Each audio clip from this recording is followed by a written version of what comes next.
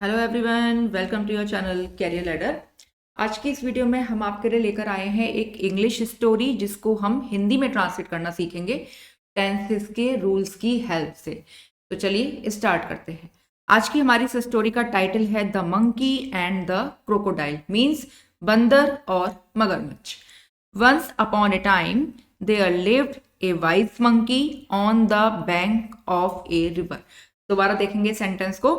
Once upon a time, there lived a wise monkey on the bank of a river. देखिए, Hindi sentences में हमारा sequence होता है कि जो वर्ब जो होती है वो सेंटेंस के एंड में आती है, और जो इंग्लिश सेंटेंस है उसमें सीक्वेंस पलट जाता है, यानी पहले सब्जेक्ट और फिर वर्ब, यानी वर्ब पहले आ जाती है। तो इंग्लिश सेंटेंस में वर्ब पहले आएगी और हिंदी सेंटेंस में वर्ब लास्ट में आ जाती है। तो once upon a time, once upon a time का मीन्स जो हिंदी में होता है वो है एक बार की बात है। Once upon a time means एक बार की बात है। अब देखते हैं अपना आगे का sentence. There lived a wise monkey. अब यहाँ जो सब्जेक्ट है वो क्या है? देयर। और देयर अगर सब्जेक्ट के तौर पर यूज हो रहा है, इसका मतलब जो यहाँ पर कोई डायरेक्ट सब्जेक्ट नहीं है। वैसे सब्जेक्ट जो नॉर्मली सब्जेक्ट है हमारा वो है ए वाइज मंकी, लेकिन सेंटेंसेस को, जो हमारा ये सेंटेंस है इसको बनाया है हमने देयर से, ठीक है। और ये लिव्ड, लिव्ड है वर्ब की सेकंड फॉर्म। वर्ब की सेकंड फॉर्म यहाँ पर एफर्मेटिव सेंटेंस में यूज होती है। इसका मतलब ये सेंटेंस है पास्ट इंडेफिनिट, और पास्ट इंडेफिनिट का रूल होता है कि सेंटेंस के लास्ट में आता है ता था, ते थे, ती थी जैसे वर्ड आते हैं, या आ या ई की साउंड आ रही होती है। तो हमारा जो सब्जेक्ट है मेन वो है ए वाइज मंकी। ए वाइज मंकी, एक बुद्धिमान बंदर, ठीक है। अब हमारा जो वर्ब है वो क्या है? लिव्ड, यानी रहता था, ठीक है। On the bank of a river, on the bank of a river, जरा उल्टा पढ़ेंगे सेंटेंस को। ऑफ ए रिवर का मतलब एक नदी के, ऑफ का मतलब का, ऑन द बैंक का मतलब हो गया किनारे पर।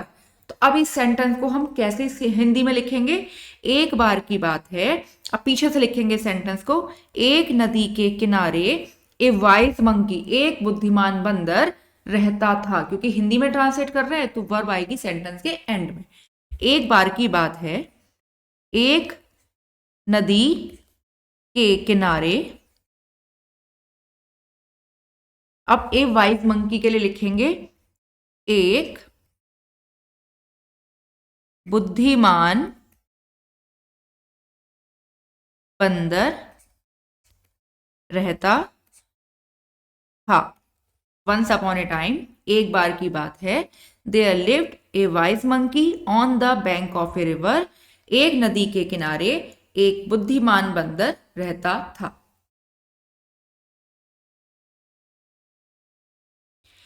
He became friends with a crocodile, but the crocodile's wife wished to eat the monkey's heart.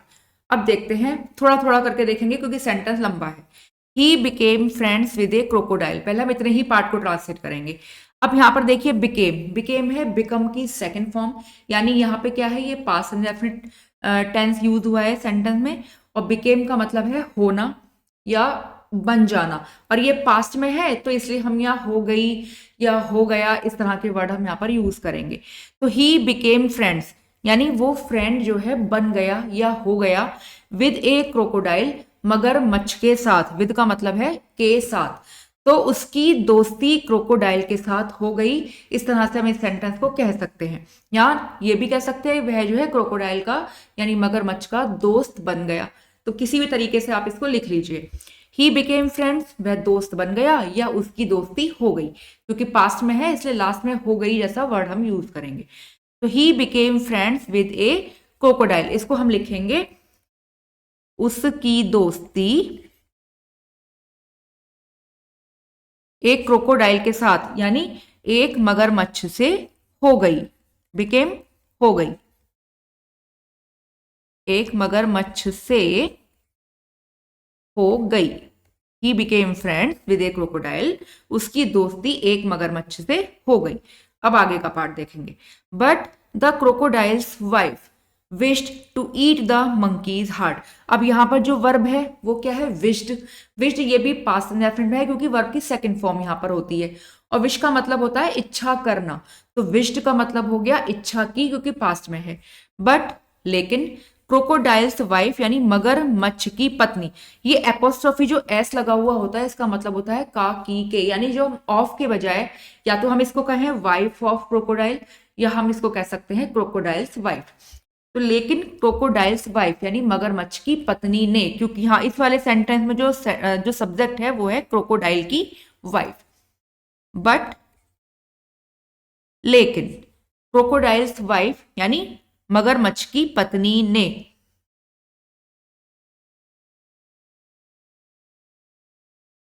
मगरमच्छ की पत्नी ने विश्ड इच्छा की टू ईट, टू ईट का मतलब है खाने की, क्या खाने की इच्छा की, द मंकीज हार्ट। इसी तरह से यहां पे भी एपोस्ट्रोफी एस लगा हुआ है, यानी बंदर का दिल, हार्ट मींस दिल। लेकिन मगरमच्छ की पत्नी ने बंदर का दिल, पीछे से जोड़ेंगे बंदर का दिल, टू ईट यानी खाने की, विश्ड इच्छा की। मगरमच्छ की पत्नी ने बंदर का दिल, ईट का मतलब है खाना, टू ईट खाने की, विश्ड इच्छा की, क्योंकि हिंदी सेंटेंस है तो जो वर्ब है वो सबसे हम लास्ट में लिखेंगे, यानी जो विश्ड यहाँ पर सेंटेंस के स्टार्ट में यूज हो गया वो आप हिंदी सेंटेंस में सेंटेंस के एंड में चला जाएगा। तो he became friends with a crocodile, उसकी दोस्ती एक मगरमच्छ से हो गई। बट लेकिन the crocodile's wife wished to eat the monkey's heart, मगरमच्छ की पत्नी ने बंदर का दिल खाने की इच्छा की।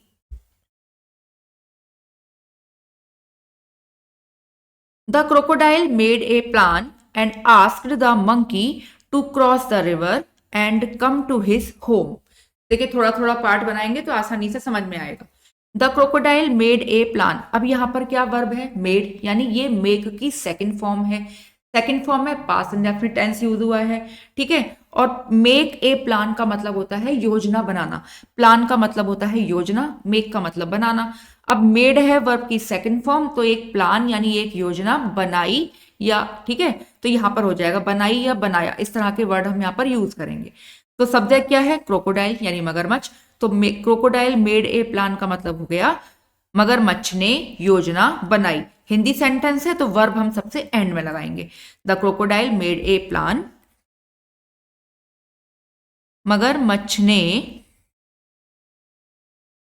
प्लान बनाया, ये मतलब योजना बनाई। अब आगे चलते हैं। एंड और asked the monkey to cross the river and come to his home. Asked यानी कहना, और ये वर्ब की सेकंड फॉर्म हो गई तो कहा, ठीक है। द मंकी, मंकी से कहा यानी बंदर से कहा। To cross the river, cross का मतलब पार करना, रिवर का मतलब नदी, नदी को पार करने के लिए, टू का मतलब हो गया यहाँ पे के लिए, यानी नदी को पार करने के लिए कहा। एंड और कम टू हिज होम, कम का मतलब आना, टू हिज होम का मतलब है अपने घर आने के लिए। हिज होम का मतलब अपने घर आने के लिए कहा। अब इस सेंटेंस को हम किस तरह से लिखेंगे, आस्क्ड द मंकी यानी बंदर को कहा, टू क्रॉस द रिवर नदी पार करने के लिए, and come to his home और अपने घर आने के लिए। अब इसका सीक्वेंस बनाएंगे। मगरमच्छ ने योजना बनाई और बंदर को, आस्क्ड यानी कहा तो हम सबसे एंड में लगाएंगे क्योंकि यहां पर ये वर्ब है। बंदर को, अब देखिए पूरा सेंटेंस यहां से to cross the river and come to his home, यहां पर बीच में एंड से जुड़ा हुआ है, ठीक है। अब इसको इस तरह से तो लिखेंगे नहीं कि नदी को पार करने के लिए और अपने घर आने के लिए, एक साथ लिखेंगे अब इस सेंटेंस को कि बंदर को नदी पार कर अपने घर आने के लिए कहा। कहा क्यों, क्योंकि आस्क्ड जो हमारी वर्ब है अब यहां पर एंड में आएगी। बंदर को नदी पार कर अपने घर, कम टू हिज होम, अपने घर आने के लिए, और वर्ब क्या है आस्क्ड जिसका मतलब हो गया कहा। अब पूरा सेंटेंस किस तरह से बना, the crocodile made a plan, मगरमच्छ ने योजना बनाई, एंड और asked the monkey to cross the river and come to his home, और बंदर को नदी पार कर अपने घर आने के लिए कहा।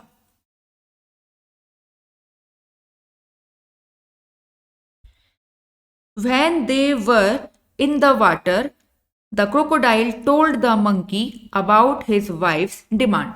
When का मतलब जब, दे का मतलब वे, अब वर आया है तो वर का मतलब होता है थे, और जो वर है वो हमेशा प्लूरल सब्जेक्ट के साथ ही यूज होता है। तो जब वे थे इन द वाटर, पानी में, अब इसका सीक्वेंस होगा जब वे पानी में थे। ठीक, आगे चलते हैं। The crocodile told the monkey, crocodile subject है, मगरमच्छ ने। टोल्ड यहां पर फिर सेकंड फॉर्म यूज हुई है, टेल की सेकंड फॉर्म है टोल्ड, और टेल का मतलब है बताना, तो टोल्ड हो गया बताया। द मंकी बंदर को बताया, अबाउट बारे में, हिज वाइफ उसकी वाइफ के यानी अपनी वाइफ की, डिमांड डिमांड के बारे में, इच्छा के बारे में। ठीक है, अब इस सेंटेंस को पूरे सीक्वेंस में हम किस तरह से लिखेंगे। When they were in the water, ये होता है जब, यानी when, they way, in the water पानी में, वर जो हमारी वर्ब है वो लगाएंगे हम एंड में, जब वे पानी में थे। तो अब देखिए, हिंदी में तो हम तो बोलते हैं और इंग्लिश में तो के लिए हम कोई वर्ड यहां पर यूज नहीं करते हैं, हम केवल कॉमा से लगा के और से आगे वाले सेंटेंस को जोड़ देते हैं। लेकिन जब हम हिंदी में लिखते हैं तो हम यहां पर तो का कंजंक्शन यूज कर लेते हैं। क्रोकोडाइल ने बंदर को बताया अबाउट हिज वाइफ डिमांड, अपनी पत्नी की इच्छा के बारे में। तो सेंटेंस होता है, तो मगरमच्छ ने बंदर को अपनी पत्नी की इच्छा के बारे में बताया। तो मगरमच्छ ने बंदर को किस बारे में बताया, अबाउट हिज वाइफ डिमांड, अपनी पत्नी की इच्छा के बारे में, अपनी पत्नी की इच्छा के बारे में। अब वर्ब है हमारी टोल्ड, जिसको हम सबसे लास्ट में लगाएंगे, बारे में बताया। अब होता है हमारा पूरा sentence, when they were in the water, जब वे पानी में थे, the crocodile told the monkey about his wives demand, तो मगरमच्छ ने बंदर को अपनी पत्नी की इच्छा के बारे में बताया।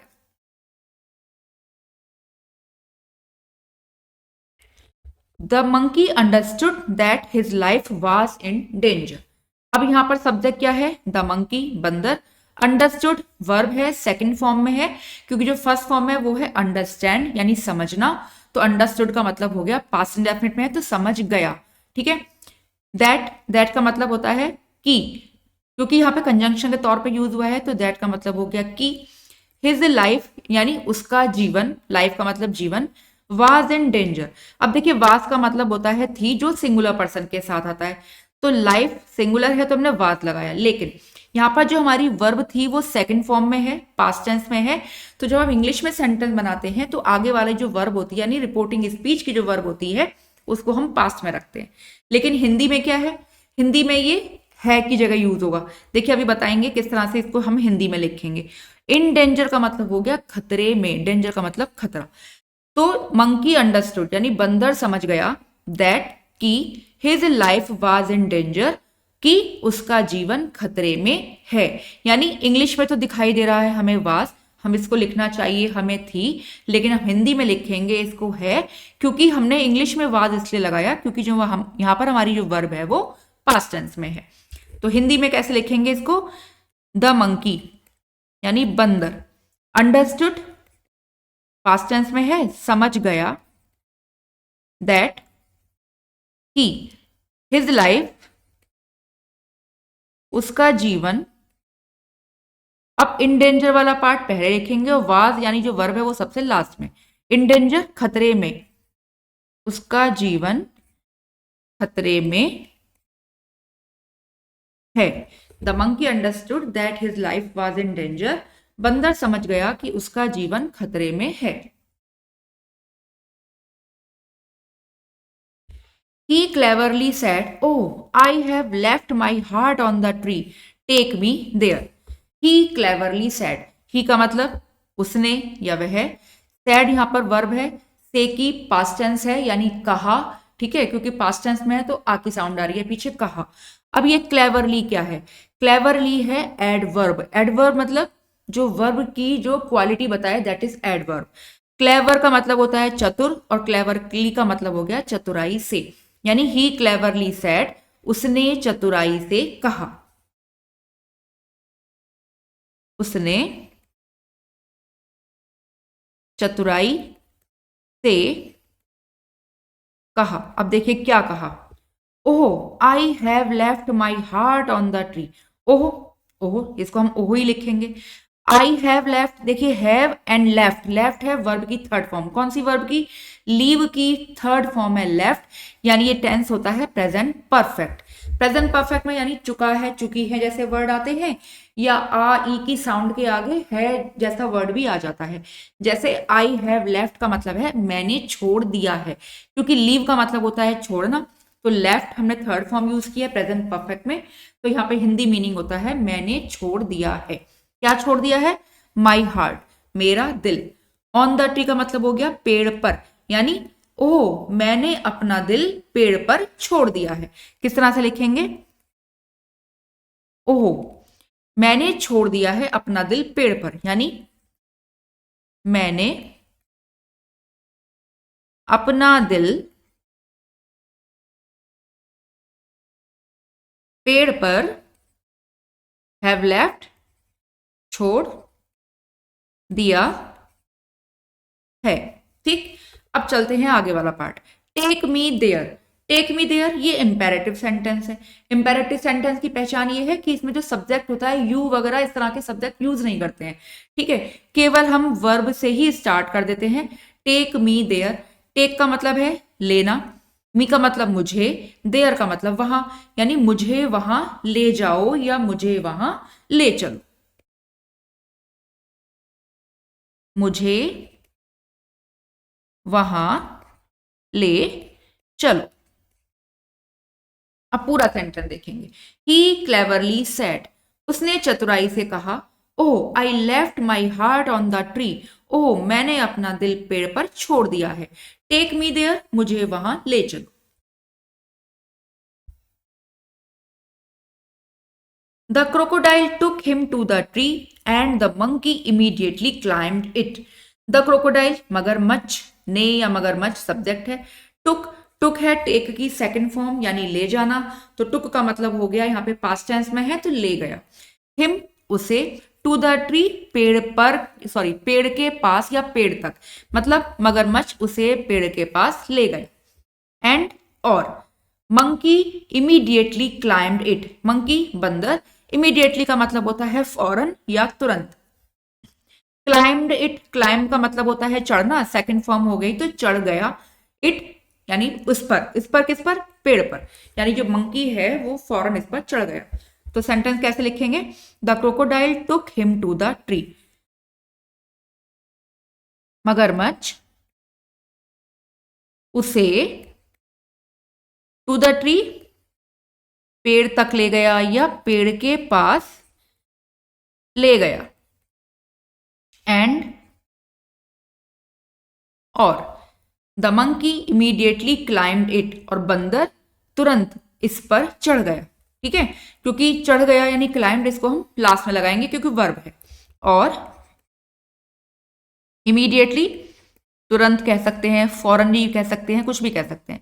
बंदर तुरंत इस पर यानी पेड़ पर, क्लाइम्ड चढ़ गया। The crocodile took him to the tree and the monkey immediately climbed it, मगरमच्छ उसे पेड़ के पास ले गया और बंदर तुरंत इस पर चढ़ गया। He laughed and said, "It is not good to deceive someone in the name of friendship." He laughed. Laugh यानी हंसना, laughed हो गया past tense में यानी वह हंसा, and said यानी कहा, say की second form said, तो वह हंसा और कहा यानी उसने हंसते हुए कहा। उसने हंसते हुए कहा। क्या कहा? अब आगे देखते हैं। It is not good, it is not good यानी अच्छा नहीं है, यह अच्छा नहीं है। टू डिसीव, डिसीव का मतलब धोखा देना, यानी धोखा देना अच्छा नहीं है। समवन, किसी को। इन the name of friendship, friendship का मतलब मित्रता या दोस्ती। इन द नेम यानी नाम पर, मित्रता के नाम पर, दोस्ती के नाम पर।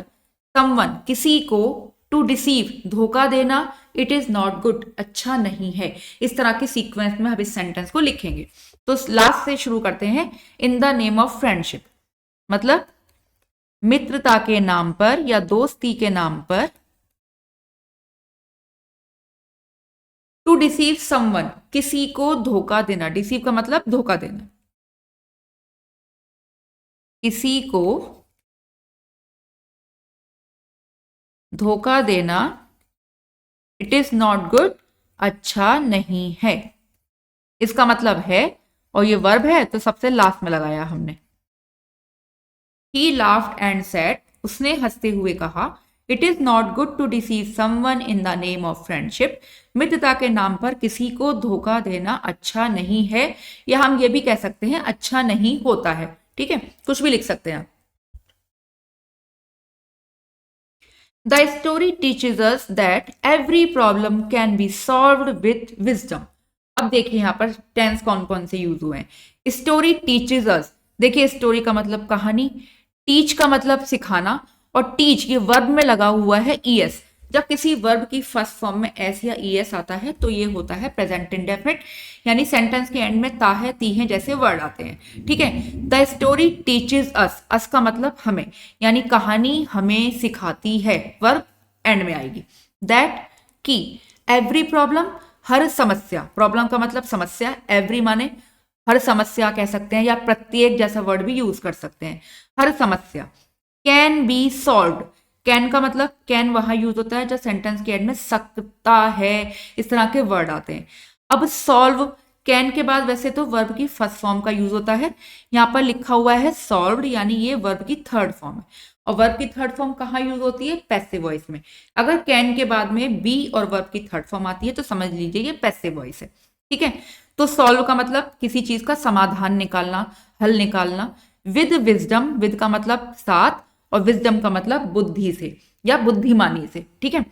तो स्टोरी टीचेज अस, कहानी हमें सिखाती है, दैट, की। अब इस तरह का सीक्वेंस सेंटेंस का कैसे बनाएंगे? बुद्धिमानी से, देखिए हर समस्या का, every problem can be solve, यानी हर समस्या हल की जा सकती है। सॉल्व का मतलब हल करना, समाधान निकालना। तो किस तरह से सीक्वेंस बनाया हमने? द स्टोरी टीचेज अस, कहानी हमें सिखाती है, दैट कंजंक्शन लग रहा है मतलब कि। Every problem can be solve with wisdom, यानी हर समस्या कैन बी सॉल्व, हल की जा सकती है, विद विजडम, बुद्धिमानी से। अब इसको हिंदी में प्रॉपर सीक्वेंस में लिखते हैं कि बुद्धिमानी से एवरी प्रॉब्लम, हर समस्या, कैन बी सॉल्व यानी हल की जा सकती है।